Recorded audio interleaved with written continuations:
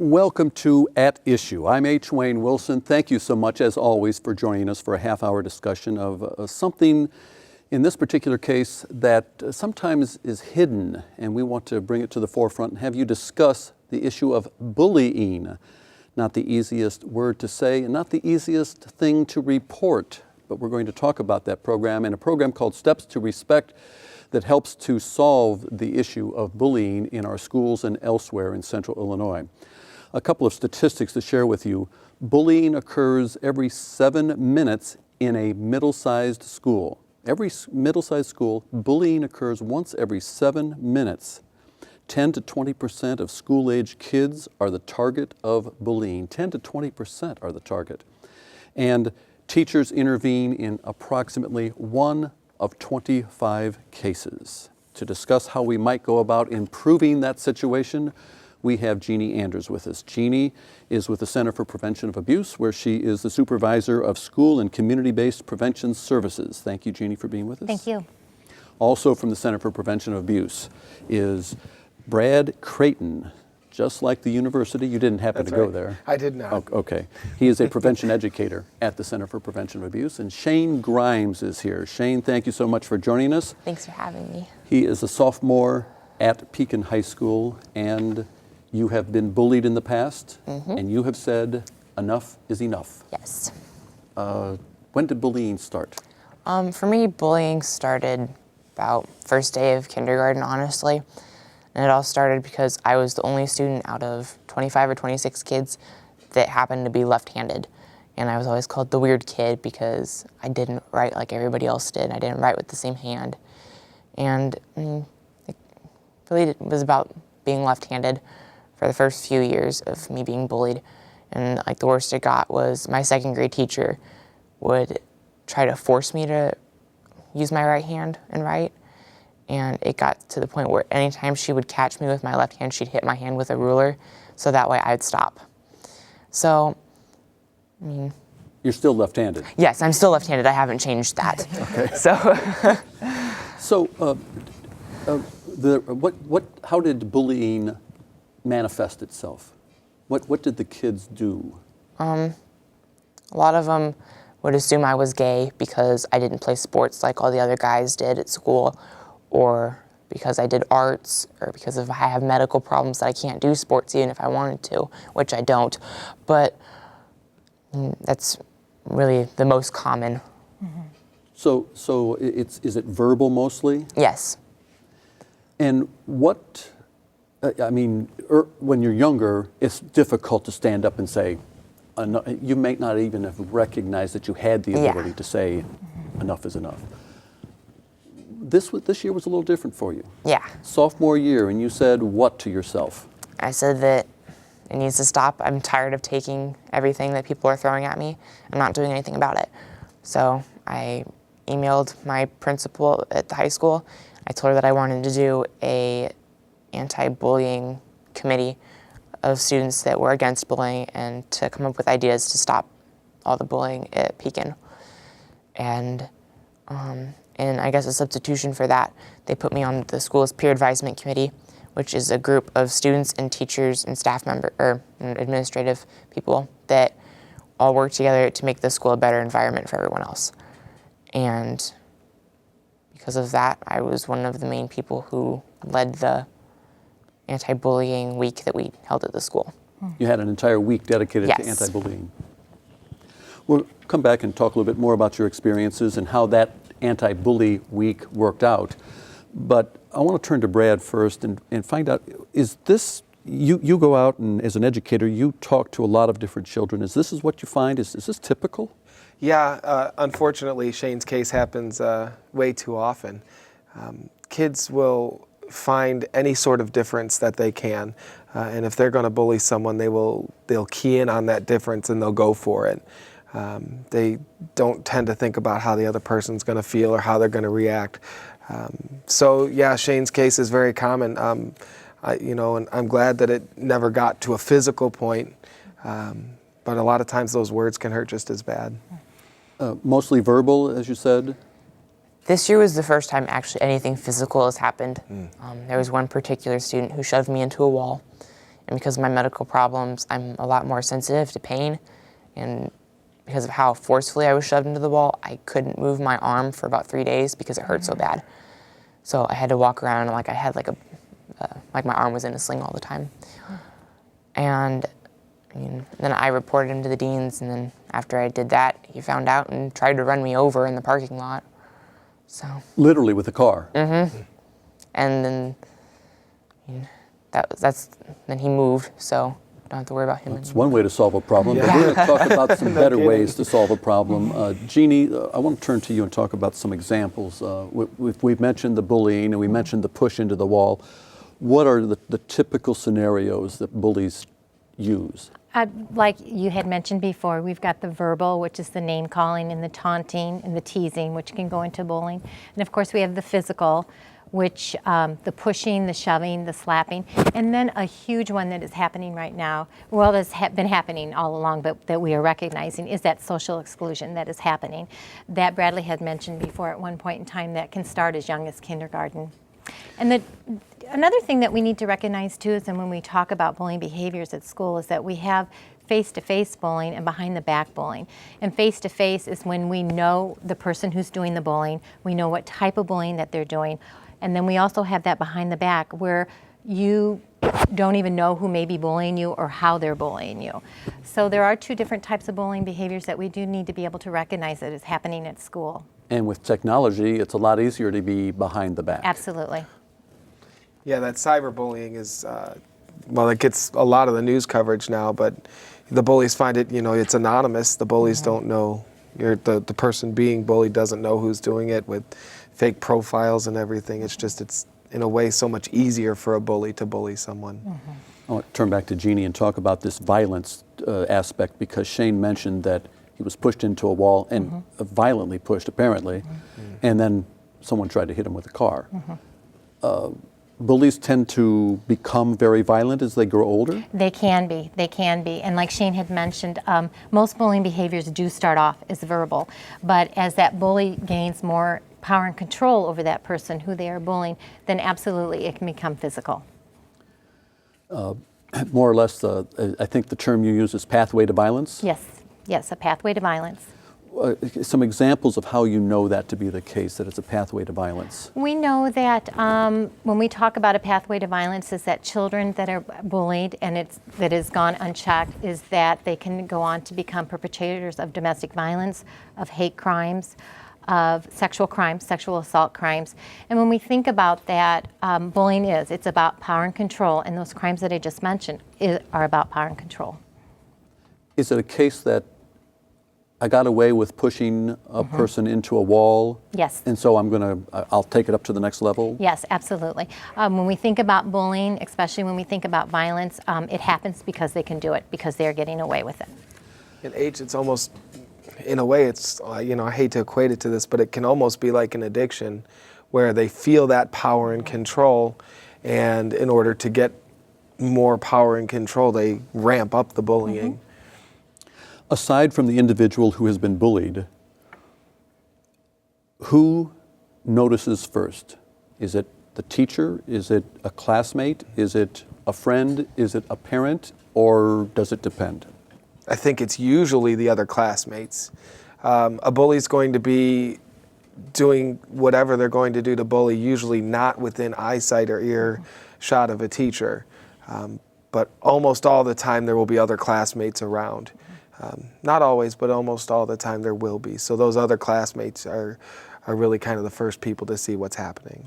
So let me interject here at this point. The Steps to Respect program that the Center for Prevention of Abuse at Peoria puts together. Do you direct at least part of that program to students to say you need to stand up when you see a fellow classmate being bullied? Yes. The bystander piece is a huge part of the Steps to Respect program, and it's taught. It's an 8 to 10 week course and we consider that skill lessons. And through from the very first to the very end, that bystander piece is taught on how to step forward and to be an advocate for the person who's being picked on. Friends come to your defense at some, maybe not in kindergarten, but as you grew older, did friends come to your defense in some way? Yes, and I mean, with all the things I'm involved in between art and Scholastic Bowl and the show choirs, I have, I guess, a plethora of peers around me that stand up for me and support me if I need to have some extra help. How do they go about doing that? They more come to my side more for moral support if it's more of a confrontation between me and a bully, which very rarely happens since I don't like confrontation. But a lot of times they'll notice I'm upset about something and they'll ask what I'm upset about, and then I'll tell them. And then they try to help me figure out a way to get around being upset about it. What should a classmate say, Jeanne? One of the things, the first thing that I feel that a classmate should say is that to tell that person who's being bullied that is, hey, you know what, it's not your fault. It is not your fault what is happening. Because we do know when we talk about bullying that that is one of the huge piece of that power and control is that they make that person who they're picking on that, hey, you know what, the reason why we're doing that is because it's your fault of what you're doing. So I think absolutely, that one of the most important pieces that bystander says, hey, not your fault. I believe that this is happening to you, and I'm here to help you to go to an adult, let an adult what's going on, let them know what's going on, and that I will support you. You got support from your classmates, or at least some of your classmates? Yes. And I assume that your parents then said, we're going to support you. Yeah. What did they do? They've given me, like, if I'm upset about something, like what my peers do, they let me just vent and get all the stored up emotion out, which is really nice because a lot of times it's hour and a half or 2 hours that I'm talking about one incident before I finally get everything out. So it's nice to always have my parents there to kind of be, even if they're not listening, just to have them as kind of like something to talk at and get it out. Brad, are there indications that a parent should notice that might be a sign that their son or daughter is being bullied? Yeah, I think that a parent should really look for something out of the ordinary. A child that's getting bullied is going to change things up. It could be anywhere from not wanting to go to school. Sometimes there's physical illness symptoms, upset stomachs, things like that. If they don't want to hang out with their friends or hang out with their peers in ways that they normally would have in the past, I think the key is really a change of routine, like the child is trying to avoid something or not be somewhere, is probably the first really big key sign there. Or if there's a bruise? Yeah, or absolutely. Torn clothing? Absolutely. Physical signs, yes, bruises, torn clothes, blood, anything like that. What was the first time, Shane, that your parents knew that you were being bullied? Probably, I would say when I was in 5th grade, and there was a lot of fights going on between two kids that didn't like me, and would bully me a lot during school. But as I would be walking home, I would notice either on streets that I would normally turn on to go home, or the street over, there would be fights between either the two of them or them and other students that couldn't defend themselves. So, I mean, I was scared because I didn't want to get beat up walking home and then be home later than what I normally was, and my mom be worried about me. But at the time when I really first told my parents about it, my mom was doing daycare out of the house, and one of the families that she babysat for, the kid's dad was an assistant principal at the school that I went to. So she called him and talked with him about it, and he would let me out 5 or 6 minutes before the kids that were walking home were able to leave, and he would hold the kids that were starting fights back in his office for about 10 minutes so he knew I'd have enough time to get home, so that way I'd be safe. We've talked about how parents and teachers, etc., will notice that a child is being bullied. How do we notice that the signs that a child is the bully? One of the signs is that you notice that there might be a higher aggression that is going on, that they seem to be in the middle of conflict and it's never their fault that what is happening. Other things that might be sign of bullying that a parent might also recognize is they might be coming home with maybe more money. They might be coming home and bragging about things that they have done and being proud of things that they have done, holding things over other children. Literally, they're proud? Literally, they are proud. Most of them are proud. Because once again, when we think about bullying, it's a behavior that they are doing and they're getting what they want. They're getting away with it, and so that they're proud of that. Go ahead. Sorry, H. Jeannie, I like what you said about the, well, I forgot what your exact words were, but one of the things I think is, you know, that the parents could notice a change, you know, in how the child who's exhibiting bullying behaviors would be, you know, maybe they've got a new crowd of friends that they never had before. Some of the other friends are not there. But I like what you said about how it's never their fault. You know, maybe they'll get a call home from school or something and they will always defer the blame. I think that's a big key. Let's talk about Steps to Respect, the program that you go into a variety. Is it all high schools?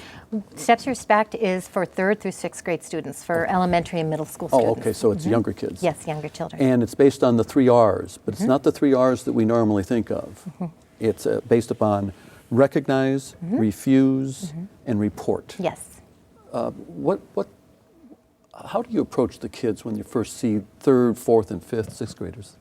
How do we approach the children? Yeah. As meaning is that how do we go into the schools and how we do this program? You're bringing up a sensitive topic from both sides. Yes. I mean, from like Shane, who's been bullied, and the bullier doesn't want to be called out, I don't think. No. Not in front of his classmates. No.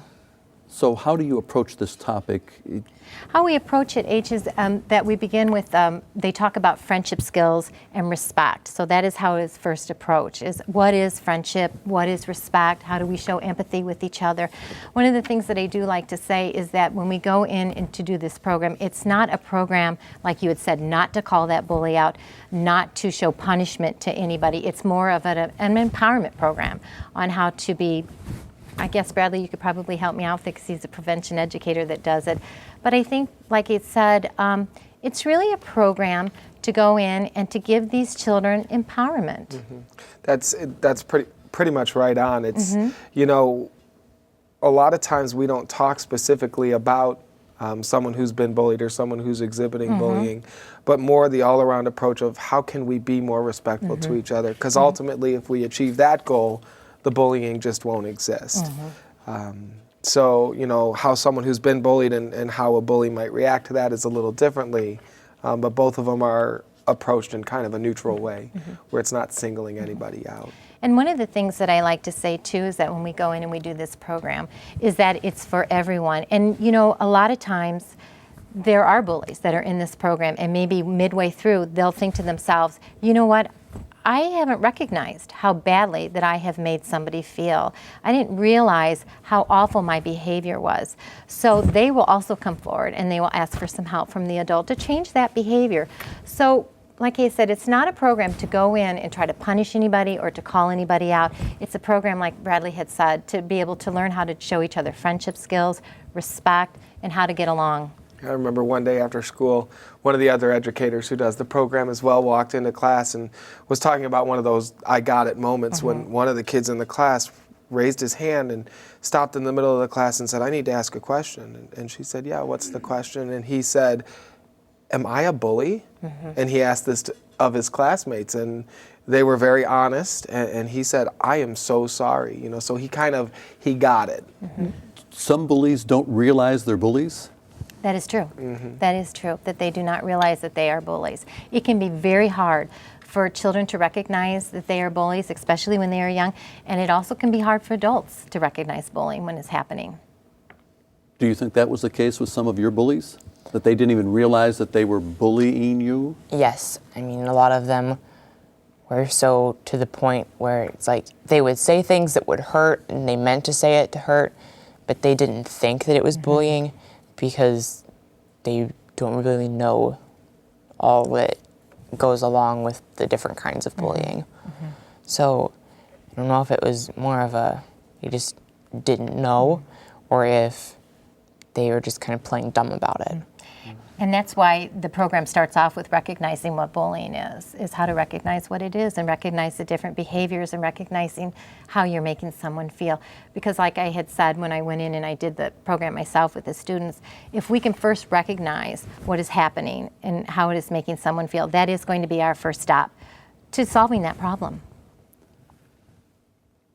Is there evidence that the bully might counter by saying, oh, the person that claims that I bullied, Oh, yes. he, she doesn't know what he's talking about? Oh, yes, yes. That's one of the biggest excuses, is that when a bully has been caught by an adult, they'll say, oh, you know what, they don't know what they're talking about, I was just teasing. Absolutely, yeah. Very rarely are you going to have that bully say, oh, you know what, I'm sorry, I did do that. I'm going to change my behavior. And when we talk about teasing too, that is something that we do talk about, that fine line that teasing does go into bullying and how that happens. And you know, I'll say to the children, when we think about teasing, even if somebody can't come forward because they may be afraid, even if they can't come forward and say, you know what, you're making me afraid, I don't like what's happening, I really tell the children, really watch that body language of how that child is that you're teasing. If they're looking down, if they're not smiling, then you have bordered on into bullying behaviors. Yeah. That empathy is such a big thing, you know, where Jeannie's best friend could say something to her, and she laughs and has a good time, where then I could come and say the exact same thing, but I cross that line, A, because of maybe our friendship or our relationship, or how I intended it, or just because it's something that's repeated and repeated, now she's starting to believe it. So yeah, paying attention to that body language, and just such a huge thing. The program is for 3rd through 6th graders. Do we bully as adults? Yes, yes, we do bully as adults. We can do that. Same rules apply in order to correct, recognize, refuse? Yes, recognize, refuse, and report. Absolutely. When we, especially if there may be bullying that's going on in the workplace, which we know that happens. Absolutely, go to someone, a superior, someone that's a little bit higher, or also too. Once again, you can always try to refuse. You know, we're adults. Refuse and stand up to that person and say, hey, you know what? This is the way that you're making me feel. I don't like the way that you're making me feel. So definitely the 3 R's. Shane, what was the first time? I assume you've stood up to a bully at some point here? Yes. When was the first time and what did you do? I mean, oddly enough, the first time I actually stood up to a bully was from an adult. It was from one of my teachers in 6th grade. And I heard from other students that, and it wasn't just one, it was most of my class and other students too. I heard that she would say when I wasn't in the room, because I was at that age where I was getting really moody all the time. And I mean, and I'm really over emotional, so I cry a lot when I get upset. And when I would cry and she'd have me go to the bathroom or something, kind of leave the room, she would say, if someone would be like, well, can I go check on him and see if he's okay? She would always tell him, no, just leave the bipolar kid alone. And I'm not bipolar. And it would either be that, or she would say, if I answer a question wrong, she would say, why am I even asking you to answer this question? You don't know what you're talking about, you're stupid. And use that term. And have you ever stood up to a bully of similar age? yes, I have. I mean, and it's been more not necessarily from when they bully me, it's for more when they bully other people, that when I stand up to bullies personally, because it's like, I can stand up to people when it's not, and they're not really doing it to me, but when it's towards me, unless I'm like on Facebook, then I really can't stand up for myself, because I just don't, I talk a lot, but I don't talk that much defending myself. Were you afraid when you stood up on behalf of a classmate? Yes. I was afraid that I was gonna start being bullied too. Typical, and how does a student still report or defend and yet stay away from being beat up or whatever the result might be. You're right, H. When we talk about typical, absolutely. It's not that the children don't want to stand up for someone else because they think what's happening is a good thing and they're okay with them. It's because they are afraid to do that. They think, hey, you know what, then I'm going to be the next person that's going to be picked on. I'm going to be the next person that's going to be bullied. So when we talk about bystanders, there's a lot of different ways that a bystander can help that person out who's being bullied. And one of the number one big ones is to step there, stand close to that person, and show that type of support to that person. And with that piece of advice, our half hour is up. So I thank you all for the conversation. Jeanne Anders of the Center for Prevention of Abuse, thank you for sharing your expertise. Thank you so much. Thank you for having me. Thank you for sharing your expertise as well to Brad. We appreciate, and you're actually in the classroom on a regular basis seeing this. So Brad Creighton of the Center for Prevention of Abuse, and Shane Grimes, I can't thank you enough for standing up. Thanks. Thank you for participating in At Issue. And with that, we hope that you take this to heart and think about the last time you might have witnessed some bullying, and might that person have been you? We'll be back next week with another edition of At Issue when we're going to talk about Korea. We're going to talk about the possible oil embargo in Iran and how that might affect Korea, the trade agreement between the U.S. and Korea, and much more when we talk about South Korea on the next At Issue.